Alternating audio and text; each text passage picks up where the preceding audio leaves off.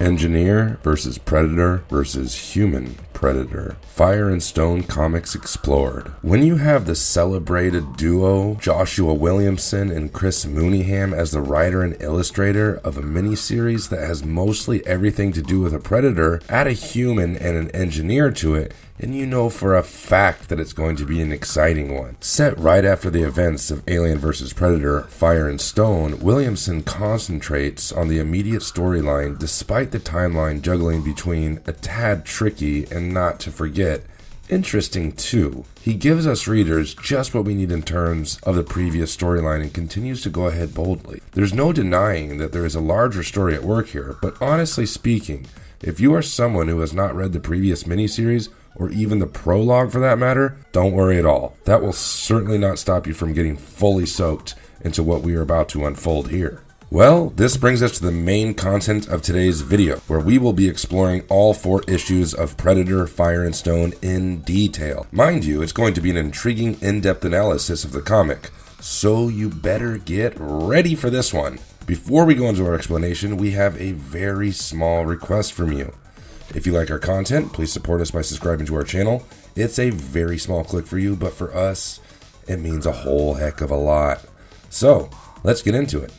Predator, Fire and Stone, Issue 1, The Uninvited Guest. Chapter 1 begins with a bunch of people awakening from a state of cryostasis. The reader learns that their previous mission to LV-223 was a close call and that they literally had to go from one infernal crisis to another. A certain Higgins is asked to get up. He is even slapped across the face and addressed as an old man. We finally get a glimpse of everyone on board of what looks like a patrol ship. The one who woke up Higgins happens to be Galgo, who tells the former to shake off the rust and hustle. We learn that Piper is already up and that Galgo expects the duo to help him get rid of something unwanted on the ship. The duo look concerned. After all, the initial plan was to head straight home. With Higgins asking Galgo what it is that he has involved them into this time, the latter gives them a recap of what they all had missed. Apparently, after he had tucked them both in, the violently mutating construct Eldon boarded the Garyon with a swarm of xenomorphs looking for Francis.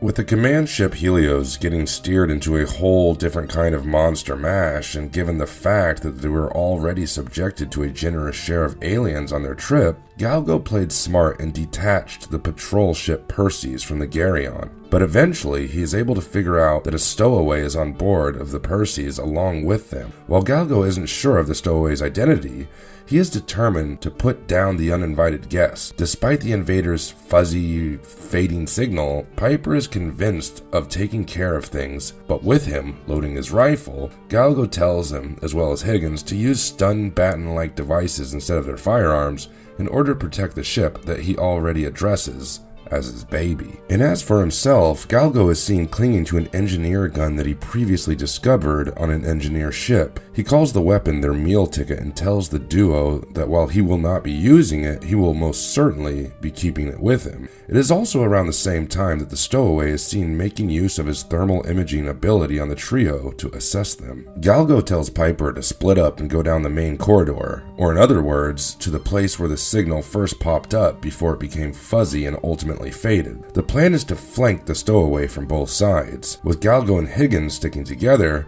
they are seen recalling an event about an escape on the planet Fury 161. Piper is eventually able to locate the cloaked predator and realizes that the latter is in no mood to give up his location. With Piper using his cattle prod against the predator, his action results in an inevitable battle, one that doesn't end well at all for Piper. The mercenary, after getting attacked by the Predator's stealth technology, we'd like to stress on the latter's smart disc here, lets Galgo and Higgins know that the attacker is unlike anything that they saw on the LV-223, and that this one here happens to be more like a hunter. It doesn't take Galgo much time to comprehend who Piper is up against, and he starts rushing towards Piper's location along with Higgins. As for Piper, he wishes that Galgo would have let him bring his rifle, but nonetheless, he states that he is ready to face his attacker and commands him to reveal himself. This leads the cloaked predator to shoot him dead with his plasma caster. Higgins starts flooding Galago with questions and demands that he answers them.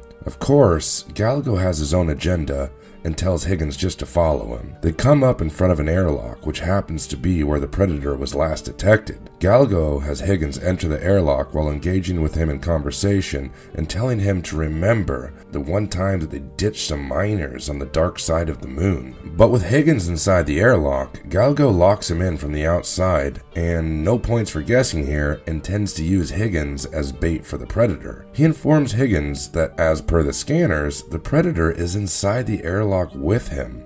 Left with no other options, Higgins preps himself to meet the Predator, telling him to fight him face to face. Remember when we said Galago had his own agenda? Well, as per this plan, he did not want the duo to actually fight.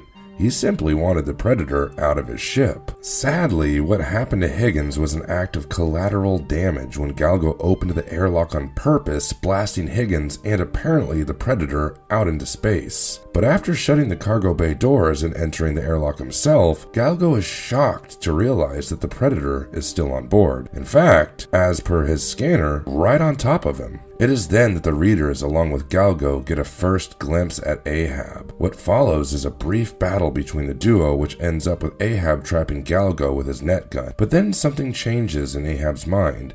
He slashes the net gun using his double wrist blades and sets Galago free. Next, he takes the engineer gun from Galago and pushes him away. With Ahab closely inspecting the weapon, Galago tells him that he would be more than happy to drop him off anywhere, but under no circumstances will he be allowed to stay on his ship. But the Predator continues to analyze the weapon, and after some time, activates his wrist bracer, which projects a hologram of an engineer.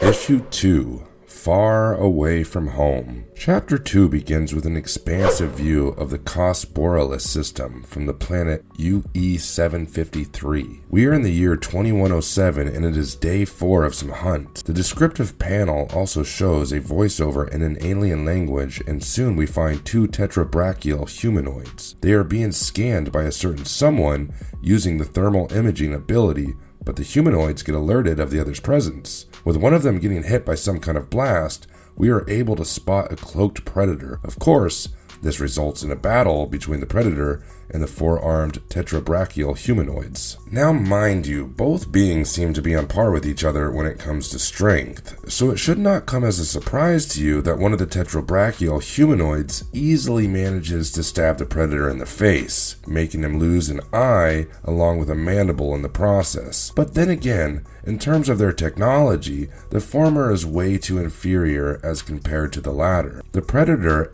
effortlessly manages to use his double wrist blades on the humanoid and rip out his spine and his head as well. After collecting his trophy, he ventures deeper into their cave, only to come across some kind of cave painting that depicted the engineers. The Predator is next seen pointing his shoulder cannon at the painting and firing it, resulting in a big blast. This brings the readers back to where the first issue ended, and we realize that the Predator up against the tetrabrachial humanoid was none other than Ahab. In fact, all this while, he was just letting Galago know about his obsession with the engineers.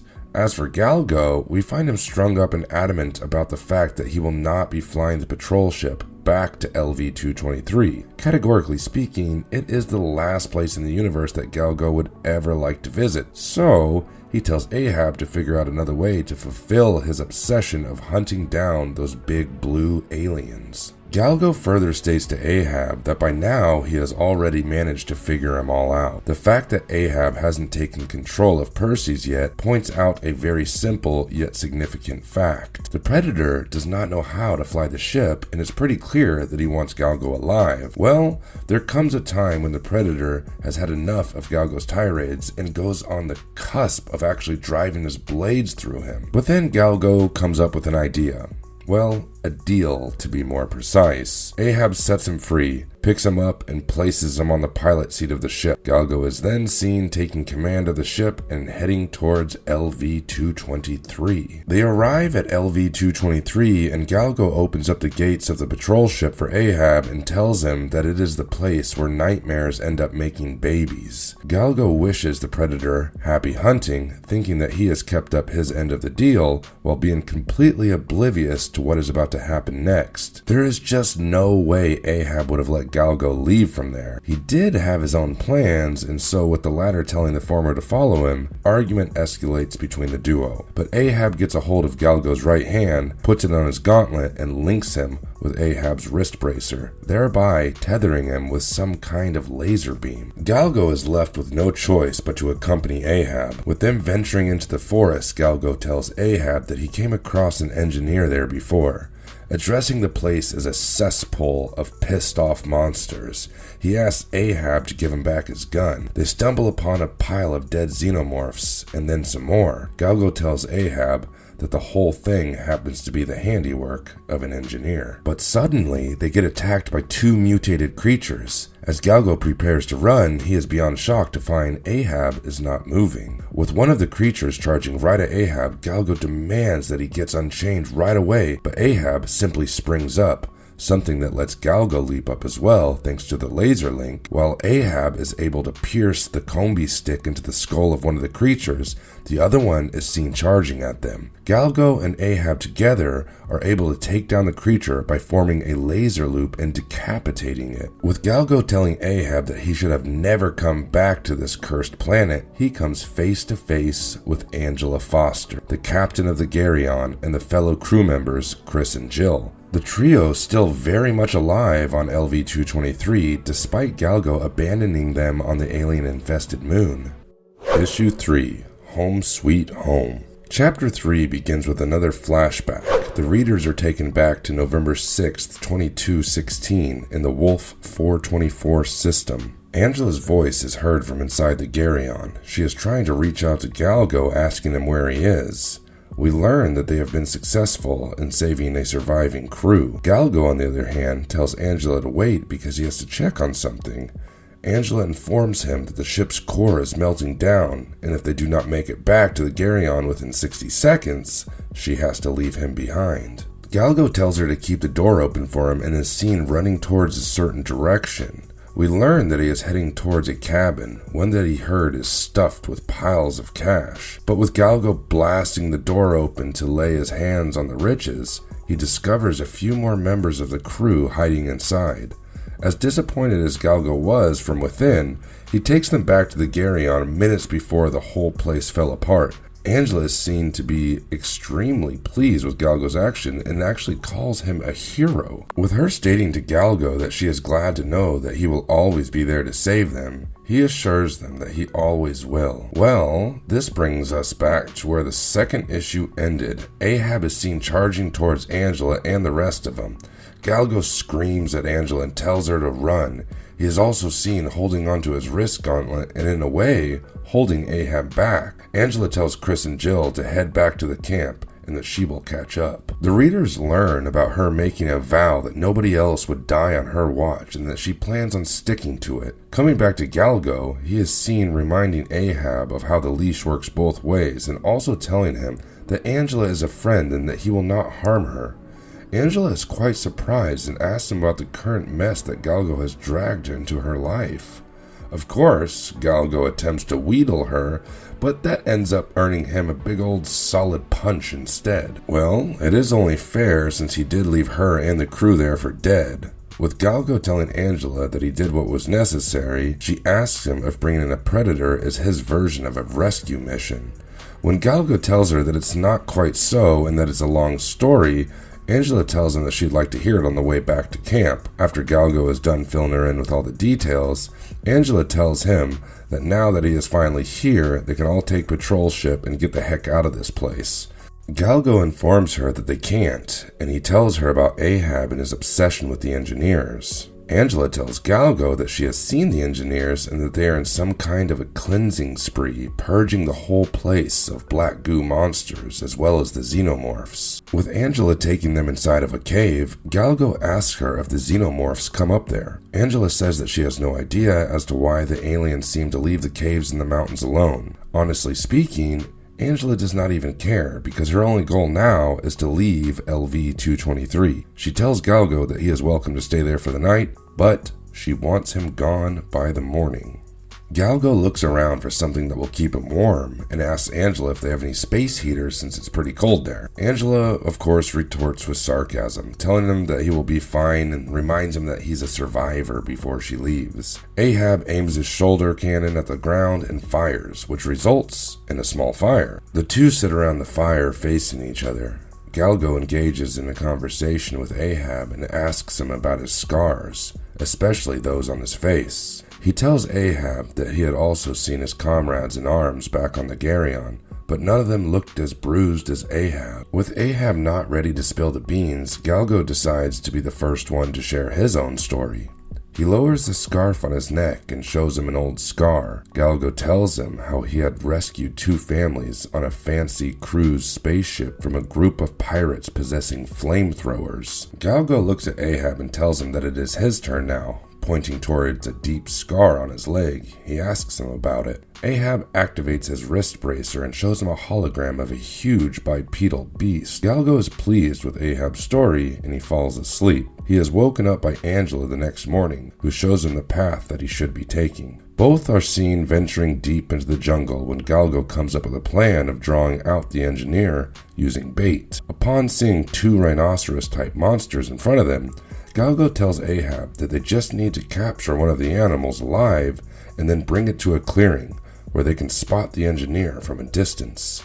Galgo is still explaining his plan to Ahab when he springs up for some action. He tosses his net gun on one of the monsters, but the animal proves to be way too strong.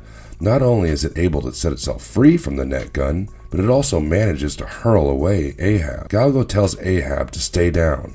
He picks up the predator's combi stick just in time and pierces it right through the animal's head. A certain camaraderie is seen blossoming between the human and the hunter for the first time. Galgo extends his hand out to the predator. With Galgo helping Ahab get up, he tells him that there are plenty of other animals left out there to use as bait. Ahab hands Galgo his engineer gun as an act of saying thank you, and it goes without saying that he is beyond thrilled to have his weapon back. Well, let's not forget, it's not just any ordinary gun. It's a crazy alien engineer gun, and Galgo is bound to be ecstatic. Suddenly, Ahab is seen running towards a direction, one where the engineers are reported to hang out. Galgo ultimately realizes that Ahab is planning to use them as bait and not the monsters. Issue 3 ends with the duo coming face to face with an engineer. Issue 4, Predator vs. Engineer. Chapter 4 begins with a lot of panels, each detonating a different timeline and location. The only common factor that there is the depiction of the engineer. Anyways, the readers are brought back to the present timeline, one where we get to see Ahab and the engineer already in the midst of an epic battle. Ahab is seen firing his shoulder cannon at the engineer, a blast that hardly impacts the thing. Galgo is still tethered to Ahab, and he tells him to unchain him if he wants him to help. With Ahab severing his laser link with Galgo, he shoots at the engineer with the alien weapon and escapes from there, telling Ahab that he is on his own. Of course, this comes as a complete shock to Ahab, who is left alone with the engineer, who is seen violently pouncing on him. Ahab is seen resorting to his double wrist blades and leaving a memorable wound on the engineer's face. Speaking of Galgo, he is seen running and building up a great distance from the battle scene. Of course, he does not want to die on some random planet, and most certainly not on LV-223. The following set of panels have the current situation of Galgo and Ahab running parallel. The descriptive panels of Galgo show him quite determined of not dying in a forest killed by a blue giant. As for Ahab, things don't look too bright for him, and the readers can easily make out that the battle is working out in the favor of the engineer. It suddenly dawns upon Galgo that he is at a safe distance from the duo of Ahab and the engineer, but upon realizing what he has done, he calls himself a stupid fool and is seen heading right back. Coming back to the fight between Ahab and the engineer is seen holding Ahab by the neck and flinging him away. Ahab lands near the Perseus, but with him trying to get inside the patrol ship, the engineer ends up attacking him again, this time breaking his arm and leg in the process. The Predator somehow manages to limp his way inside of the ship and activates his invisibility cloak option. The engineer follows him inside and gets hit with a bunch of harpoons, one out of which manages to impale his chest. For those of you who are wondering if it marks the end of the engineer, it does not. The engineer is strong enough to pull it out of his chest. In fact, he is just about to put an end to Ahab, who, mind you, is already weak, when a particularly powerful blast hits the engineer in the chest and he falls straight to the ground. Once again, no points for guessing, but of course Galgo is back for his friend. While he is seen helping Ahab get up, the latter is seen setting a timer to the self-destruct device.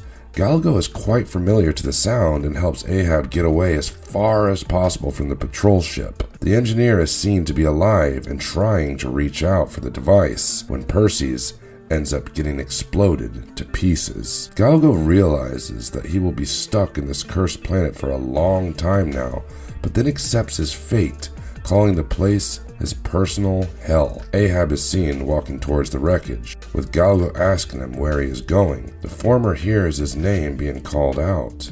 It's Angela and her crewmates. She comes up to him and blames him for the explosion. Galgo informs Angela that they managed to kill the engineer. Seeing the remains of the patrol ship, Angela tells Galgo that he dug his own grave. Galgo acknowledges that and tells her this is probably what he deserves. He goes on to tell her that he was actually running away again, but then he could not just let the engineer kill the predator and then come back to look for surviving crew members. Unable to see Ahab anywhere, Angela asks Galgo, where is the predator? Galgo finds Ahab rummaging through the debris and tells him that the engineer isn't alive anymore. The duo is surprised to find him grabbing the skull and spine of the engineer and holding it up while letting out a victorious roar. Galgo, to his surprise, ends up saying that he is actually starting to like Ahab, and with Angela telling him that he wouldn't feel the same if the predator aims them as his next target. Galgo tells her that they are way too minor for him. He tells her that to Ahab, they happen to be like the fish that one catches and then just tosses back over the boat. With Ahab seen walking away with his trophy, Galgo says that Ahab finally got his whale. A few days pass by and Galgo is seen fearlessly slaying a xenomorph. Angela is resolute in keeping up with her promise of having every crew member alive, and she has let Galgo back on her team. Angela is then seen referring to Ahab as Galgo's guardian angel and telling him that not everybody is blessed with one, so maybe he should be lucky. Galgo states to her that he is of no use to Ahab anymore, but taking out the engineer has certainly given him a new lease on life, and that's what's keeping him busy. Chapter 4 ends with Ahab valiantly stabbing a centipede-like creature with his combi stick. With this, we have come to an end for our video today, but hit us up in the comments section and let us know which Predator comic happens to be your favorite. Also stay tuned because we have more interesting content on Predators soon. And if you liked our content, please don't forget to like and subscribe to our channel if you haven't already. In the meantime, be good, be safe, and we will see you soon. Thank you, everybody.